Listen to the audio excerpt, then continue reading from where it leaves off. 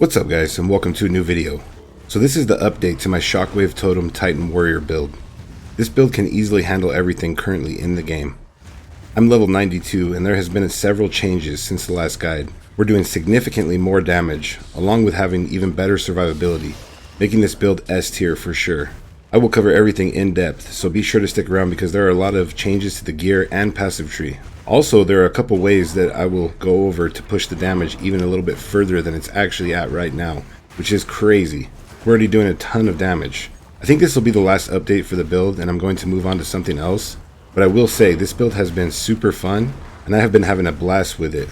There will be a full tier 18 map clear at the end of the video if you want to stick around and check that out. Timestamps will be down below, so feel free to jump ahead at any time. Anyways, let's get right into it. As for the skills, they haven't changed a whole lot. We're still using Shockwave Totem with Brutality, Heavy Swing, Martial Tempo, Heft, and Magnified Effect. This makes our AoE like massive. This is good for clear and like running maps. I mean, even in tier 18s it works perfectly fine. One shots pretty much everything.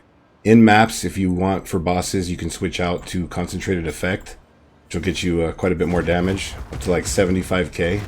You know, you get to the boss, you could pop that out real quick for Concentrated Effect. You know, I don't really use that.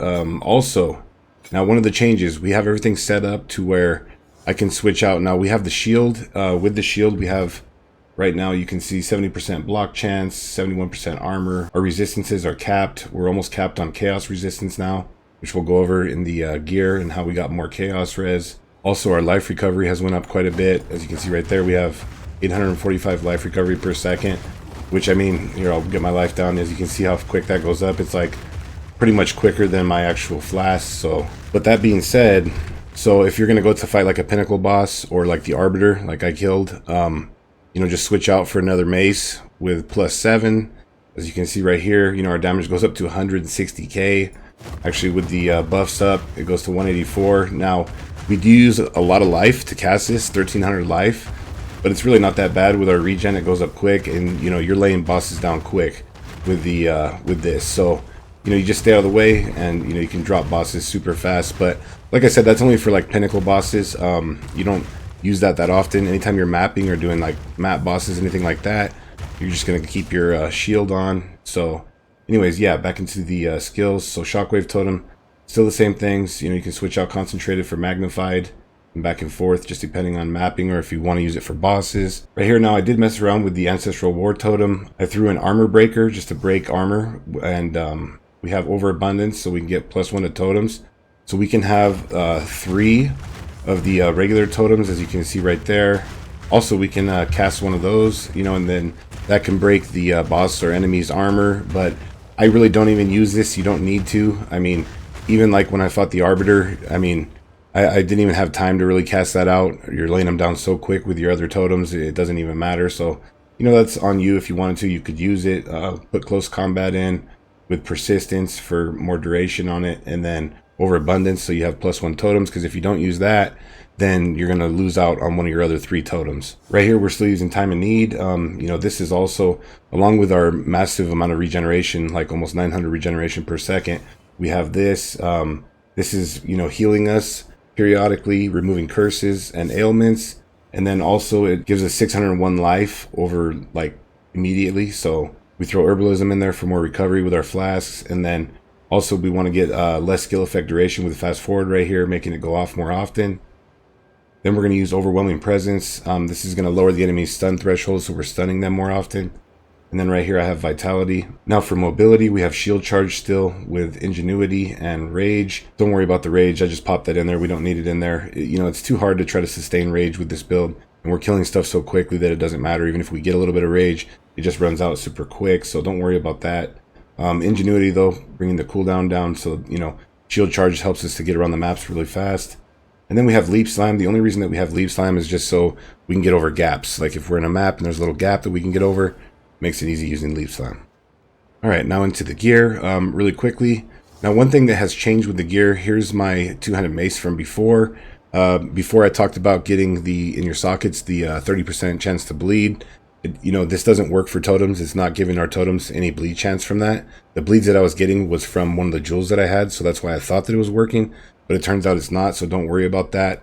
If I were you, I would throw in the 10% attack speed. You get 5% on each socket.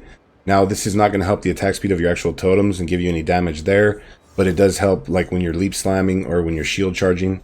So, you know, definitely throw the attack speed in right there. That's like the best option pretty much. On your weapon, you want to get +7. Now, you can see right here really quickly before we go over all the rest of the gear, I do have a second mace now. This is giving us another +7. This is, like I talked about a minute ago, what gives us a ton more damage overall, and only use this for pinnacle bosses. You know, you don't need it for anything else. We lay bosses down easily as is. We do a lot of damage without this second weapon, but if you want to lay those bosses down, the pinnacle bosses down super quick, you can just switch this out with your shield and bam, you know, you have another +7. We have a total of +33 right now, I'm pretty sure, in ranks. We can actually get even one more. There's another change in the passive tree that we'll go over. Well, there's several in the passive tree, but yeah, so we want to switch back and forth. You know, shield when you're mapping or doing whatever, you know, and you only use this for like pinnacle bosses. You don't want to be running around maps with that. You don't need to, and it will make you a little bit more squishy. So, you know, only use that for, you know, the harder bosses. Same thing when it comes to the weapon though, +7. Now don't worry about the life gain per kill or mana gain per kill or any of that. The totems, we don't get that with the totems. So that was something that I talked about before. We don't want to worry about that now. We don't get anything from that. I would say the best thing other than the +7 of all melee skills that you could get would be strength, because obviously we're going to get more life from strength. Now before we get into the rest of the gear, you know, obviously you see I have resistances in random places.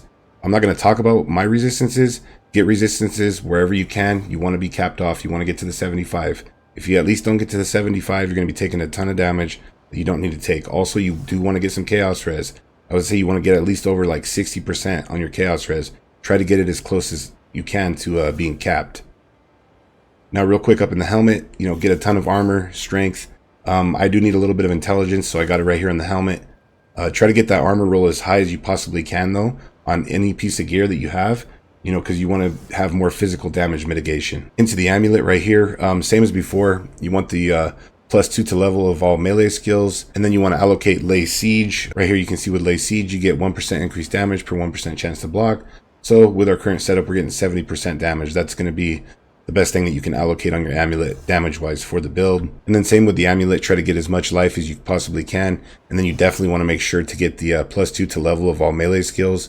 Now when it comes to these totems, the most damage that we can get is from pluses to skills, so you definitely want to have that anywhere that you can get it. When it comes to your gear, aside from obviously your weapons, you can get 2 there and 2 right here on your gloves. Other good damage for your gear, as you can see right down here on my gloves, I have flat physical damage, just like I have on this ring and this ring as well. If you can get flat fizz like on your amulet, anywhere that you can get it, flat fizz is going to give this build a lot of damage as well. Into the shield, when it comes to the shield, now you want to try to get as much life as you can, as much armor, strength, you know, all good for the build. There's a mod that gives physical damage reduction like up to 7%. That would be good also. Since you will be switching out for like pinnacle bosses or whatever, I would try to get a shield where you don't have to worry about any of the resistances on there. That way your resistances are still capped when you switch out to like your mace right here. Because as you can see right there, when I switch out, I'm down 30% on my lightning resistance. Now, when I killed the Arbiter, it didn't matter. You know, I killed him so quick, and you know, he doesn't hit with any lightning damage that I'm aware of, so I wasn't worried about it. But in a perfect world, you want to try to get your resistances everywhere else. So on your shield, you know, just try to get, you know, strength, as much armor as you can, physical damage reduction, block chance. Just worry about those things. I wouldn't try to worry about any resistances on your shield. That way you can just switch out. On the rings, you want to try to get the physical damage to attacks, life. Don't worry about the mana. We don't use any mana. We run blood magic.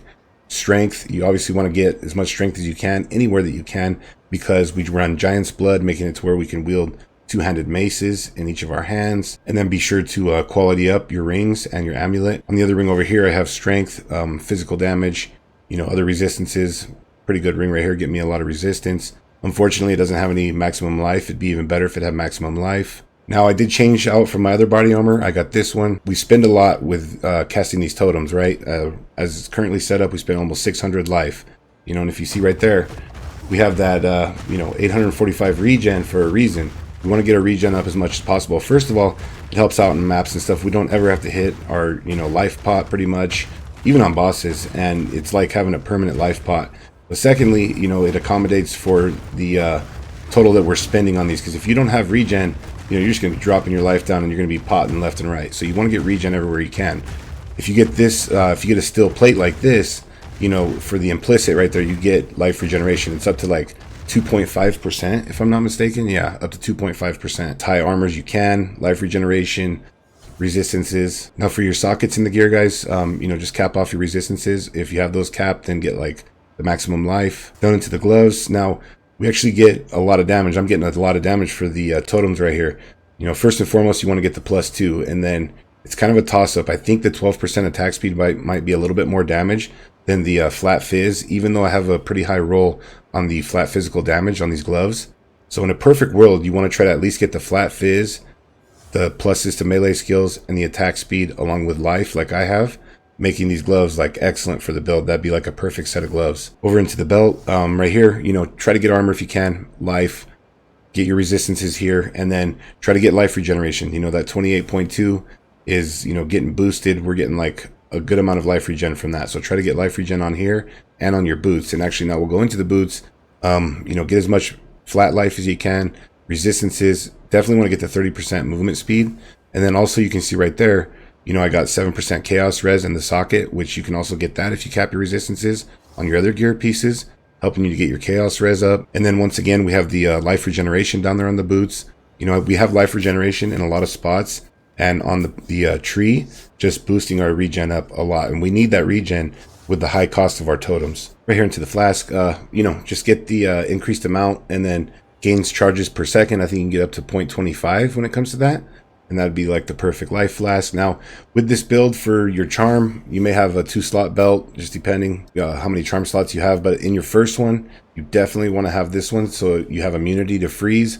That's like one of the only things in maps that I've found that can get us close to death, is becoming frozen when you have like a ton of enemies around you. So you definitely want to have this charm. And if you have 2 slots, your second charm, I would say go with like the chaos. Now, in my previous guide, I had a lot of people asking how to allocate, you know, onto your amulet like this. A lot of people didn't know how to do it. You know, right there, how we have Lay Siege. So I'll go ahead and show you real quick. We'll go into the passive tree. Now in the tree over here, Lay Siege is right here. You know, 1% increased damage per 1% chance to block. Now this goes for anything you're trying to allocate. Right here, if you hold down the Alt, you can see right there, Lay Siege, and it shows you what you need. You need Distilled Fear, Envy, and Fear in that order. So if we come over here to our stash, we go in here. Let's see, we'll grab one of these real quick. If you right click on the actual distilled, once you get it, it'll open up this slot right here. You can put your amulet in, put in the things that you want to allocate, and then instill it. All right, now into the passive tree. Same choices right here. We're the Titan Ascendancy. You want to come up to Hulking Form. 50% increased effect of the small passives. I mean, that's massive. You know, it's given us a lot on our small passives, damage, survivability, and everything else. We're going to want to come up this way, get life regen and 15% more maximum life, and then come over this way and 50% more armor from your equipped body armor. Now in the intro, I talked about there being a couple ways that you can get even more damage out of this build. If you want to sacrifice a little bit of life, you can come up here, get Crushing Blows over to Surprising Strength, 40% more damage against heavy stunned enemies. This is a huge multiplier for our totems. They're constantly stunning enemies, even bosses, super quick. And anytime they're heavy stunned, you know, you're getting that multiplier, so you could be chunking for even more damage. I mean, the damage numbers could just be crazy overall. Now, before we go over the everything on the passive tree or kind of run over it, the other major change or thing that we got is this jewel right here, Prism of Belief. You can see right there, it can give up to 3 levels to your Shockwave Totem. And, you know, each level gets you a ton of damage when it comes to the Shockwave Totems. Now, I will say that this jewel is not cheap. This jewel right here, I paid 11 divines for, and it was the only one on the market at the time. Now, granted, you know, I'm sure over time there will be more on the market, but I'm sure they're not going to be cheap. I think I even got a good deal on this. Now, you don't have to have this. You know, you can just get a jewel similar to like this one right here. That's what I had in there. You know, get the life regen, block chance, you know, attack damage, and the placement speed. The most important things on our jewels are going to be the life regeneration, block chance, and totem placement speed, and then damage if you're able to get it as well. But yeah, you don't have to have this jewel, but this jewel is massive. I mean, if I had a +3, then I would have like the maximum, you know, levels to my Shockwave Totems that you could possibly get, which with both maces on, I think brings them to like level 41. which is a huge damage boost overall. So when you can, eventually, I would say definitely get yourself a Prism of Belief and, you know, try to get the +3 to levels if you can. I mean, even the 1 and 2 is going to boost your damage up. Now, the tree itself has actually changed a little bit. I did end up running over here for more life regeneration. You know, we want to get regeneration pretty much anywhere that we possibly can. In this cluster, we're getting attack speed. We're getting more life regen right here. We're getting AoE and a little bit of damage right here. You know, we're getting attack speed for the totems and totem stuff in here. We're getting armor percent right over here. Strength, you know, Giant's Blood. This is what makes it to where we're able to dual wield the two-handed maces. Also, you know, ramps our requirements for our attributes up quite a bit. So we got to stack the strength. This cluster is really important. We get +1 to our totems. And this one over here, that's making it to where we can have 3 total. Now, another change that we made was that we came over this way. Well, we also got this jewel socket. In here, we get increased AoE, because you definitely want to have more AoE with your totems. That's going to help your clear quite a bit. And you can get it massive. And this gives us a little bit of damage in here and cooldown recovery. Over here, though, we get attack speed, which is really nice. Now, we try to hit as many jewel sockets as we possibly can. And we get quite a few of them. We want to try to get the life regeneration, block chance, and then totem placement speed. That way, you know, we're not taking totem placement speed on the actual tree, saving us points. So, and you don't want to be laying down your totems like super slow, because that's, you know, not going to work out well. Back over this way, though, we have another jewel right here. Up this way, we get life and strength right here. Now, right here, you definitely want to take Resolute Technique. Your hits can't be evaded. If you don't take this, then you're going to have to get accuracy on a bunch of different spots, and we don't want to worry about any of that. We're not worried about the critical strikes. We have like no crit strike chance really with the totems anyway, so it doesn't matter. You definitely want to take Resolute Technique. Now, another one of the changes, before, guys, over here we went into breakage, and I was talking about getting this extra armor break percent up in here. Now, when I had actually said that, I forgot that I had changed the tree right before that, and we were getting armor break coming up into this right here. Shattering Blow, break 50% of armor on heavy stunning an enemy, but you know, I had gotten rid of that, so, and I left this in, so that was a mistake. But we're not taking any of that anymore. Right here, we're going to get, you know, totem placement speed and attack speed, which actually goes to the totems also. We're going to get this damage over here with this 5% increased attack speed. Actually turns out to be quite a damage boost right here. And then real important, we're going to get blood magic right here. You know, this is what makes it to where our totems cost life instead of mana. If we didn't have this, I mean, we couldn't even run our totems at the levels they're at, because we would not be able to sustain. And then over here, we have another jewel socket. So yeah, we have 1, 2, let's see, 3, 4, 5, 6 jewel sockets, 7 jewel sockets in total. Now, as you see, before, you know, we had, I think we went up here to Vigilance and got block chance to get our block chance up to as close to 75% as possible. We had like 71 or 73% before.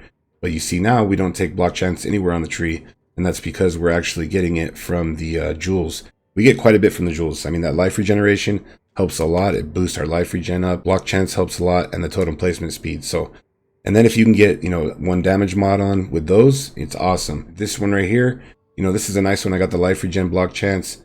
Unfortunately, no totem speed, but I did get chaos resistance. On some of the corrupted jewels, you can find chaos res to help, you know, boost it up. Like I said, you want to get your chaos res up at least above like 60%. I'd try to go capped if you can, because that can be like one of the only killers aside from getting frozen for this build while you're mapping. It can be like a hard hit from chaos damage, but you know, it doesn't happen that often. It's usually in like ritual, those little balls that roll around, or sometimes there's certain monsters that do chaos res, and if you don't have high chaos res, that can hurt you definitely. But yeah, guys, I think that's pretty much it for the passive tree. I think we went over all the changes. I might have forgot something. If I did, you know, let me know down in the comments, or if you have any questions, you know, hit me up down in the comments and I will get back to you. There will be a full tier 18 map clear right now if you want to go ahead and check that out.